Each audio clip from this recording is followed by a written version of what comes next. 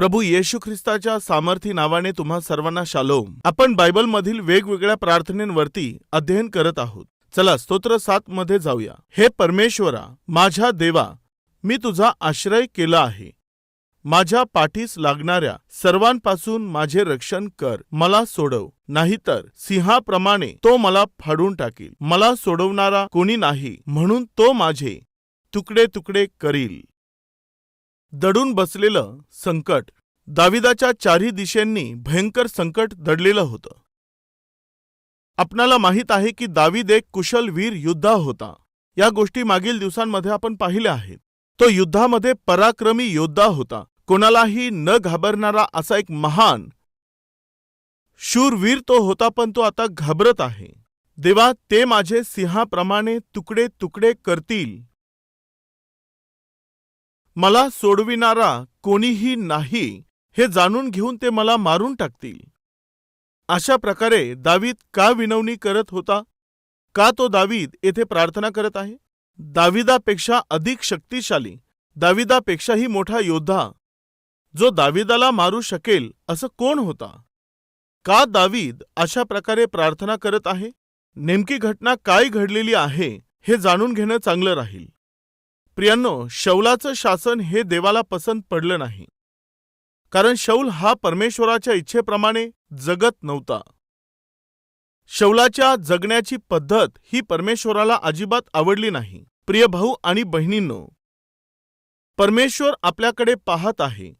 परमेश्वर आपल्याला तपासत आहे। परमेश्वर आपल्याला पारखत असतो। हा विश्वास किती लोकांमध्ये आहे? आपले हात दाखवा। तो देव आपल्याला कधी पारखत असतो? कधी तो आपली परीक्षा घेतो? तो आपल्याला कधी तपासतो? महिन्यातून एकदा, 2 महिन्यातून एकदा, 6 महिन्यातून एकदा, किंवा वर्षातून एकदा? तुम्हीच सांगा। सांगा। प्रत्येक क्षणाला परमेश्वर आपल्याला पारखत असतो, तपासत असतो व परीक्षा घेतो। देवाच्या नजरे आडून काहीही लपून राहील असं या जगात काहीच नाही, हेच सत्य आहे। यामुळेच शौलाचा राज्यकारभार जेव्हा परमेश्वराने पाहिला तेव्हा तो देवाला आवडला नाही। शौलाचे काम जेव्हा देवाला आवडले नाही, ऑटोमॅटिकली शौल देखील देवाला आवडला नाही। उदाहरणार्थ, कायनाने आणलेलं अर्पण देवाला पसंत पडलं नाही। कायनाने आणलेलं अर्पण परमेश्वराला का आवडलं नाही सांगायचं तर खरं पाहिल्यास परमेश्वराला काईनच आवडत नव्हता। काईन देवाला का आवडत नव्हता सांगायचं तर काईनाचं जीवनच परमेश्वराला आवडत नव्हतं। काईनाचं जीवन जेव्हा परमेश्वराला पसंत पडलं नाही, जीवन याचा अर्थ जे कामं आपण करत असतो, किंवा आपले जे तत्व आहेत, किंवा आपल्या जगण्याची जी पद्धत असेल, या सर्व गोष्टींकडे जेव्हा परमेश्वर देव पाहतो तेव्हा परमेश्वराला काईन आवडला नाही।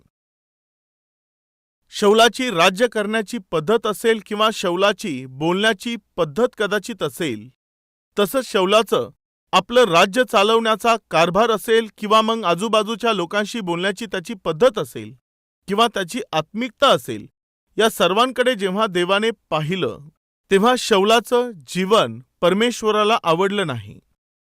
जेव्हा शौलाचं जीवन परमेश्वराला पसंत पडलं नाही, तेव्हा त्याच्या प्रजेवरती पुढे राज्य चालवण्याकरिता व आपल्या योजना पुढे नेण्याकरिता देवाने काय केलं की इमिजिएटली एका दुसऱ्या व्यक्तीची, जो देवाच्या इच्छेप्रमाणे चालणारा होता, त्याची निवड परमेश्वर देवाने केली। देवाच्या मनासारखा जो मनुष्य होता त्याला देवाने निवडलं, त्याचं नाव दावीद होतं। परमेश्वर शमूएलाला म्हणाला, शौलाला राजा बनवून मला पस्तावा झाला आहे, मी दुःखी आहे। यामुळे माझ्या प्रजेवर राज्य करण्यासाठी मी माझ्या मनासारखा एक मनुष्य शोधलेला आहे। खूप चांगली गोष्ट आहे। जर आपण देवाच्या इच्छेप्रमाणे जगत असलो असं देवाला दिसून आलं तर किती चांगलं राहील। जेव्हा देव माझ्याकडे पाहिल किंवा तुमच्याकडे पाहिल, त्यावेळेला देवाला म्हणता आलं पाहिजे की हा माझ्या मनासारखा आहे, ही स्त्री माझ्या मनासारखं जगणारी आहे, हे मला अतिशय प्रसन्न करणारे व्यक्ती आहेत, हा माझ्या इच्छेप्रमाणे चालणारा व्यक्ती आहे। मी जेव्हाही त्याच्याकडे पाहतो, हा माझ्या इच्छेप्रमाणेच काम करतो, माझ्या मर्जीप्रमाणेच तो जीवन जगतो। जेव्हाही मी त्याला तपासतो, त्याची पारख करतो, जेव्हाही त्याच्याकडे पाहतो, हा मनुष्य माझ्या इच्छेप्रमाणे जगतो, ही स्त्री माझ्या इच्छेप्रमाणेच जीवन जगते, असं जर तुमच्या आणि माझ्याविषयी देवाला बोलता आलं तर किती बरं राहील. दाविदाकडे सकाळी पाहिलं किंवा दाविदाकडे दुपारी पाहिलं किंवा दाविदाकडे संध्याकाळी पाहिलं किंवा दाविदाकडे रात्री पाहिलं किंवा मध्यरात्रीला जरी दाविदाकडे पाहिलं, तो देवाला ग्रहणी असं जीवन जगला.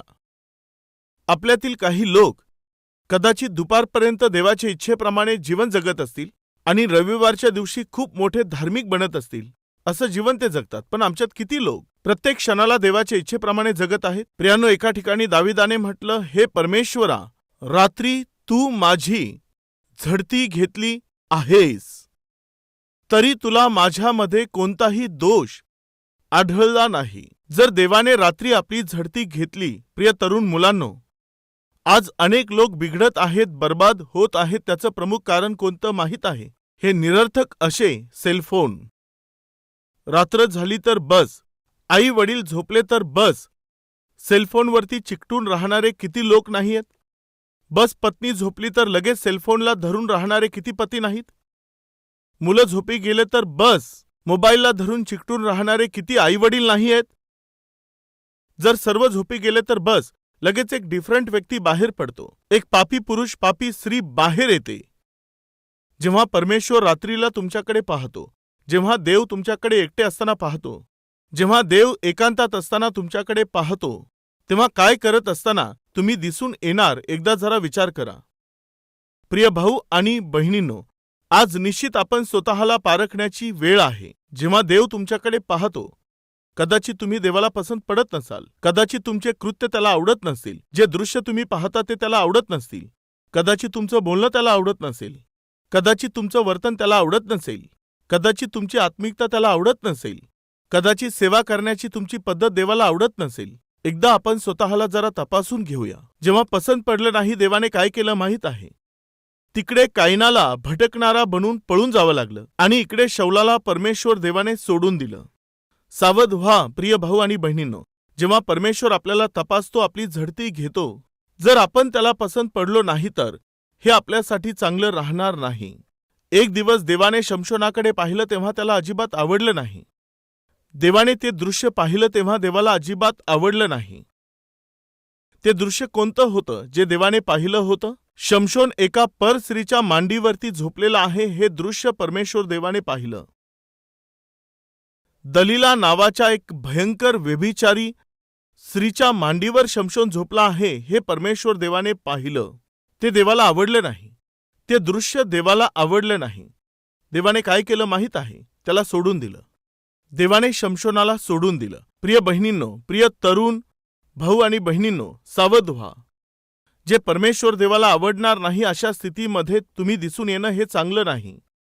परमेश्वराला आवडणार नाही अशा स्थितीमध्ये राहून, नीचमय कृत्य करत राहून जर तुम्ही देवाला दिसून आले तर यामध्ये धोका आहे. एकदा जर देवाने तुम्हाला सोडून दिलं तर तुमची परिस्थिती व दशा काय होईल विचार करा.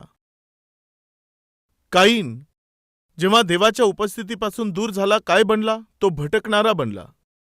शौलाने जेव्हा परमेश्वराच्या उपस्थितीला गमावलं तेव्हा काय घडलं माहीत आहे ना? आत्महत्या करण्याची वेळ त्याच्यावर आली. शमशोनाने जेव्हा देवाचं सानिध्य गमावलं तेव्हा काय घडलं माहीत आहे ना? आपल्या स्वतःचा घात त्याने केला.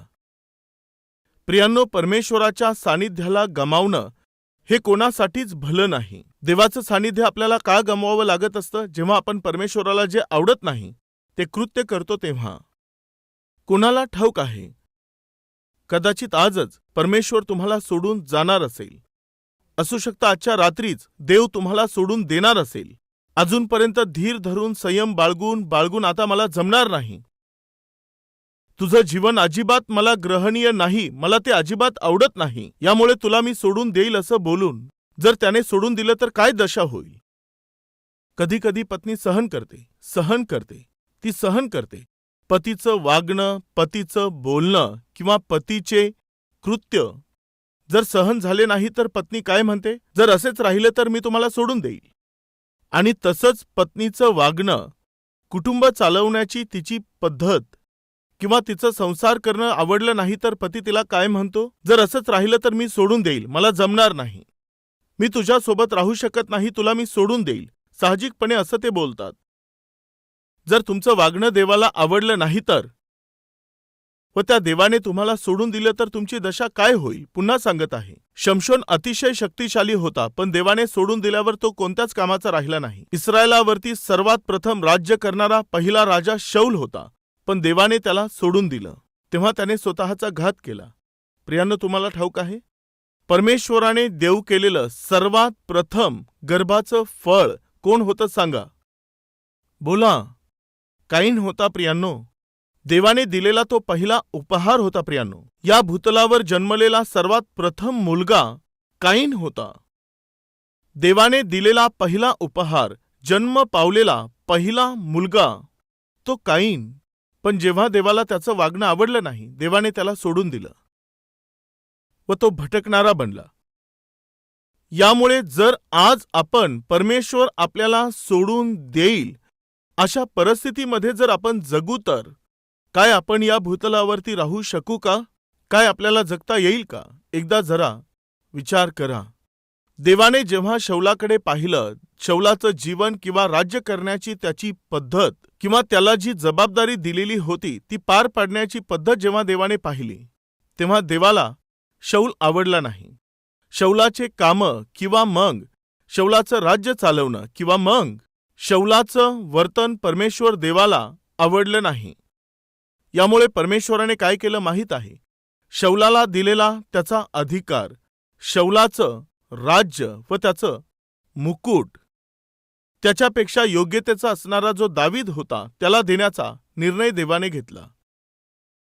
परमेश्वराला दावीद आवडला, कारण की देवाने ज्याही क्षणी दावीदाकडे पाहिलं, सकाळ असेल, दुपार असेल, संध्याकाळ असेल, रात्र असेल किंवा मध्यरात्र असेल किंवा मग पहाटेला असेल, जेव्हाही देवाने दावीदाकडे पाहिलं, तो देवाला ग्रहणी असं जीवन जगला. अशी कृपा आपल्याला मिळाली तर किती बरं राहील. असं जीवन आपण सर्व जगलो तर किती बरं राहील. जेव्हाही देव आपल्याकडे पाहिल, देवाला ग्रहणीय व देवाला आनंद होईल असं जीवन जगता आलं तर किती बरं राहील. एकदा विचार करा. देवाच्या इच्छेप्रमाणे असणाऱ्या दावीदाला जेव्हा शमूएलाने परमेश्वराच्या इच्छेप्रमाणे अभिषेक केला, तेव्हा अशा प्रकारे राजा म्हणून अभिषेक केलेल्या दावीदाकडे पाहून शौलाने काय केलं माहीत आहे? मुला, तू माझ्यापेक्षा उत्तम आहेस, माझ्यापेक्षा योग्य आहे, या राज्यावर राज्य करण्यास तू योग्य आहेस. मी तर माझ्या मनाला वाटेल तसं राज्य करून परमेश्वराच्या नजरेमध्ये मी अपराधी ठरलेलो आहे, परंतु तू देवाच्या इच्छेप्रमाणे जीवन जगून अद्भुत अशी आत्मिकता तू दाखवलीस आणि या देशातील प्रजेला चांगलं राज्य देण्यासाठी तू योग्य आहेस. यामुळेच देवाने तुला निवडलेला आहे. मुला, तू ये, तूच या सिंहासनावर विराजमान हो, असं तो बोलला. तुम्हाला वाटतं का? नाही. दावीदाने राज्य करावं ही देवाची इच्छा होती, पण त्या देवाच्या विरुद्ध जाण्याचा निर्णय शौलाने घेतला. कोणता घेतला? या दावीदालाच मी मारून टाकणार आहे, माझं सिंहासन माझ्या हातातून जाईल ही भीती मला आता वाटत आहे. कदाचित दावीद ते घेईल जर मी दावीदालाच मारून टाकलं तर. म्हणजे अर्थ काय? तो देवाच्या योजनेलाच मिटवू पाहत होता. परमेश्वराची योजना, परमेश्वराने केलेला प्लॅन नष्ट करायचा आहे ही कुयुक्ती शौलाने रचली. काय होतं प्रियानो शौलाचं जीवन? शौलाचा तो मूर्खपणा कोठपर्यंत पोहोचला सांगायचं तर, देवाच्या उद्देशांना, परमेश्वराच्या योजनेला व देवाच्या इच्छेलाच विरोध करायचा आणि गरज भासल्यास ती नष्ट करून टाकायची. हे शक्य होतं का? याला धिटाईचं जीवन म्हणणार नाही का? काय करील परमेश्वर मी पाहून घेईल अशा प्रकारे बोलणं हे धीटपणाचं जीवन आहे म्हणणार नाही का? परमेश्वर ज्या लोकांना सोडून देतो त्यांच्यामध्ये दिसून येणारं हे भयंकर असं लक्षण आहे. ज्या शमूएलाने अभिषेक केल्यानंतर शौल हा राजा बनला, तोच संदेष्टा, तोच याजक जो शमूएल. आता त्याने दावीदाला राजा म्हणून अभिषेक केला तर दावीद राजा बनला पाहिजे ना? प्रामाणिकपणे शौलाने ते सिंहासन दावीदाच्या हाती सोपून दावीदाला राजा बनवलं पाहिजे ना? त्याने विचार केला पाहिजे होता की मी तर योग्यतेचा नव्हतो, पण देवाने दया करून मला राजा बनवलं, तरीही मी देवाच्या इच्छेप्रमाणे देवाला ग्रहणीय असं राज्य मी चालवू शकलो नाही, यामुळे देवाने मला दूर केलेलं आहे व दाविदाला संधी देण्याचं ठरवलं आहे. आता मी दिलं पाहिजे, त्याने ते दिलं पाहिजे ना. मी त्याला राज्य देणार नाही, त्याला ती संधी देणार नाही, चान्स देणार नाही. मी काय करेल, त्याला मी मारून टाकेल, मी दाविदालाच संपून टाकेल. शौला, तू खरंच दाविदाला मारू शकशील का? दाविदाला मारून टाकील एवढी मोठी ताकद किंवा दाविदाला मारण्याची शक्ती खरोखर शौलामध्ये होती असं म्हणता का? जर खरंच शौलामध्ये एवढी ताकद असती तर जाऊन तो गल्ल्याथाला मारू शकला असता ना. तो गल्ल्याथाचा सामना करू शकत नव्हता, यामुळेच तर भिकड व्यक्तीप्रमाणे थरथर कापत तो तंबूमध्ये बसून राहिला. अशा त्या वेळेमध्येच तर तो तरुण दावीद सर्वांच्या समोर गेला.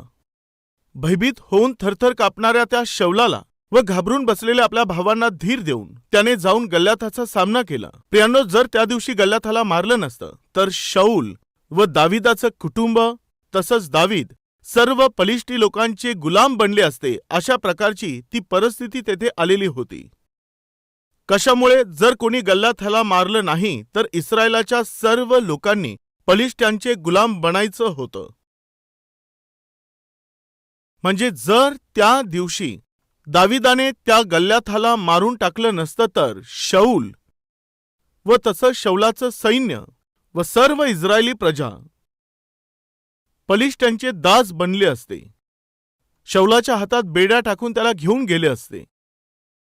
दाविदाची आलोचना करणाऱ्या त्याच्या सर्व भावांना देखील साखळदंडांनी बांधून घेऊन गेले असते व त्यांच्यासोबत दाविदाला देखील जावं लागलं असतं.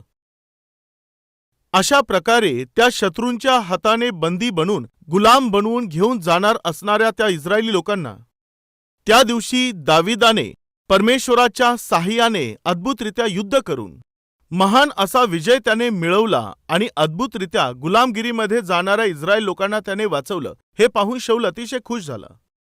तो खूप आनंदित झाला. पण कोर्टपर्यंत, जोपर्यंत सर्व देशाने दाविदाची प्रशंसा केली नाही तोपर्यंत. परंतु जसंच दाविदाची प्रशंसा करण्यात आली, शौलामधील असणारी त्याची ईर्ष्या ही वाढत गेली, मत्सर वाढत गेला.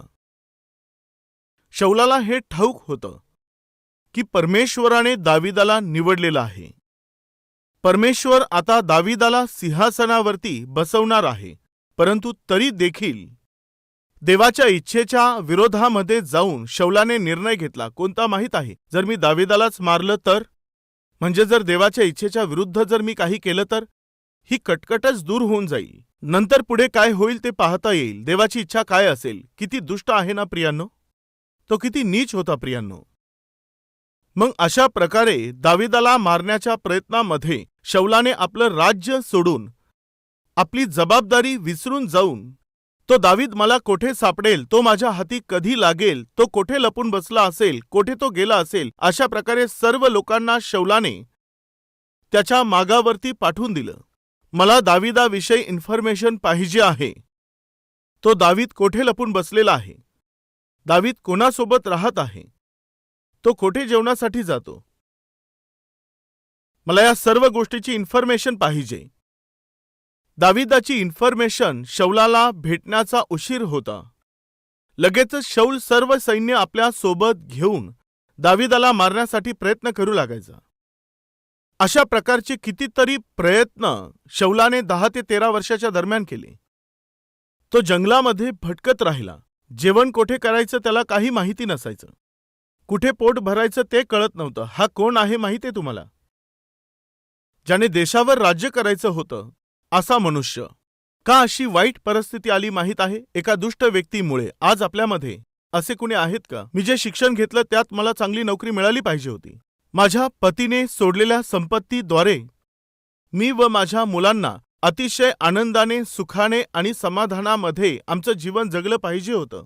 पण आमचे ते दुष्ट नातलग त्यांनी माझ्या पतीच्या मृत्यूनंतर आमची सर्व संपत्ती बळकावली. त्या दुष्ट मॅनेजरमुळे, त्या दुष्ट टीम लीडरमुळे, त्या दुष्ट वरील अधिकाऱ्यांमुळे शांतीने मला नोकरी करायला पाहिजे होती. मला तर प्रमोशन मिळालं पाहिजे होतं, मोठ्या पोस्टवरती, पोझिशनवरती राहिलं पाहिजे होतं. परंतु आज मला दुर्दैवी अशा परिस्थितीमध्ये जावं लागलेलं आहे. कोणताही आधार नाही, कोणी सहाय्य नाही अशी परिस्थिती झाली आहे. आज माझी जी परिस्थिती आहे त्या परिस्थितीचं कारण आहे जे माझं वाईट करू पाहतात, माझी हानी करू पाहतात, माझं नुकसान करत आहे त्या दुष्ट व्यक्तींमुळे आज माझ्या जीवनामध्ये अशा दुःखांनी भरलेल्या परिस्थितीतून, संकटांमधून मला आज जावं लागत आहे. मी मानसिकरित्या खचून गेलो आहे, शारीरिकरित्या मी कमजोर झालो आहे, आर्थिक अडचणीत मी पडलो आहे, कौटुंबिकरित्या मी दबलो गेलो आहे. हे सर्व माझ्या एका नातलगामुळे सर्व घडलेलं आहे. एका त्या दुष्ट मित्रामुळे, एका वाईट अशा त्या मैत्रिणीमुळे, ज्यांच्यावर विश्वास ठेवला त्या लोकांमुळे आज आम्ही दबले गेलो आहोत. अशा प्रकारे आज कोणी चिंता करत असेल, तुमच्यामध्ये कोणी आज हताश आणि व्याकुळ झालेलं असेल तर कृपया लक्ष द्या. तुमच्या अगोदर देखील जो देवाच्या इच्छेप्रमाणे होता तो व्यक्ती देखील अशाच मार्गांनी गेला आहे. त्याने देशावर राज्य केलं पाहिजे होतं, परंतु शौलाने त्याला राज्य करू दिलं नाही. तो त्या उन्नत स्थितीमध्ये राहिला पाहिजे होता, पण त्याने त्या उत्तम स्थितीमध्ये राहू नये यासाठी शौलाने अडखळण केलं. परंतु असं कधीपर्यंत परमेश्वर एक मनुष्याला ज्याला देवाने निवडलेलं आहे त्याच्या योजनेपर्यंत पोहोचू नये यासाठी देव कधीपर्यंत अशा प्रकारे दुष्ट आणि वाईट लोकांना कृत्य करू देईल, त्यांचे षड्यंत्र तो चालू देईल, असे प्रश्न जर तुम्ही करत असाल तर कृपया लक्ष द्या. तुम्हाला कधी उंच करायचं आहे, मोठं बनवायचं आहे, कधी तुम्हाला सन्मानित बनवायचं आहे, माझ्या परमेश्वर देवाला सर्व काही ठाऊक आहे. विश्वास ठेवणारे माझ्यासोबत मिळून प्रार्थना करणार का? चला प्रार्थना करू.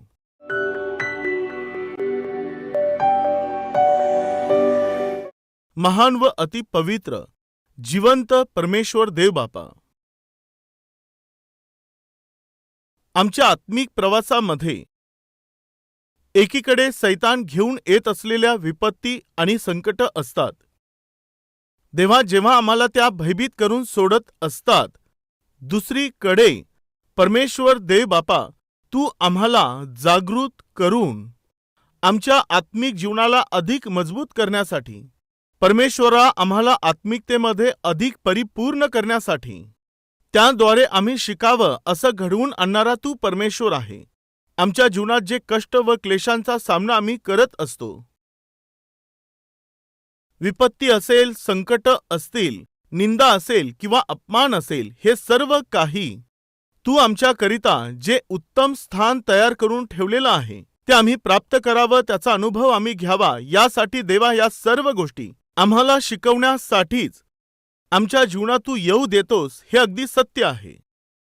यामुळे कोणत्याही समस्येला घाबरून न जाता, कोणत्याही शत्रूसमोर मान खाली न झुकवता, कोणतेही कष्ट आले तरी तुझ्या सानिध्यामध्ये दाविदा समान प्रार्थना करून धैर्याने प्रत्येक परिस्थितींचा सामना करण्याची कृपा तू दे. तुझ्या इच्छेप्रमाणे जीवन जगत राहून जेव्हाही तू आमच्याकडे पाहशील तेव्हा आम्ही तुला प्रसन्न करावं व तुला आम्ही पसंत पडावं असं जीवन जगण्याची कृपा तू आम्हाला दे. येशूच्या नावाने ही प्रार्थना मागतो बापा, आमेन.